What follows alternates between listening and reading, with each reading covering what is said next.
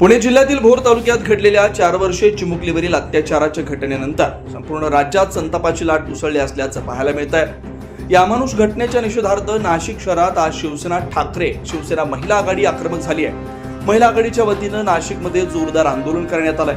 हातात काळे झेंडे घेऊन कार्यकर्त्यांनी भाजप सरकार विरोधात तीव्र घोषणाबाजी केली। कॅन्डल मार्च नको, न्याय हवा अशा घोषणा देत संतप्त महिलांनी परिसर दणाणून सोडला। यावेळी आंदोलनकर्त्यांनी आरोपीला तात्काळ फाशीची शिक्षा देण्याची ठाम मागणी केली।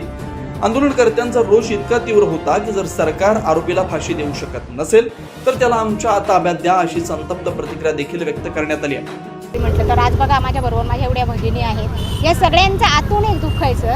आज या मुलीवर, काल त्या मुलीवर, परवा या वृद्धेवर सुद्धा बलात्कार होता। ते हा कुठला कायदा आहे? मी तर म्हणेल या 10 वर्षापासून मुख्यमंत्र्यांनी ही खुर्ची अडवून ठेवली आहे। गृहमंत्रीपद पण आपल्याकडे घेतलं आहे आणि त्याला साजेसं असं कुठलंच काम करत नाही। सगळ्यात घाबरट, अतिशय असंवेदनशील अशी यांची इतिहासात नोंद होईल मुख्यमंत्र्यांची। कारण ते महिलांविषयी तुम्ही आरक्षण आणता, लाडक्या बहिणींना पैसे देतात, आम्हाला पैसे नको येतो। हे आमच्या बहिणींचं, मुलींचं, सगळ्यांचं, आमच्या महिला वर्गाचं संरक्षण करा, एवढंच आम्हाला पाहिजे। कायदा तुम्ही कडक आणा, काहीही झालं तरी या आरोपीला एक 15 दिवसाच्या आत फाशी झाली पाहिजे आणि जर त्या आरोपीला फाशी झाली नाही तर हे आंदोलन अजून तीव्र केलं जाईल आणि मुख्यमंत्र्यांच्या खुर्चीपर्यंत आम्ही नक्कीच जाऊ।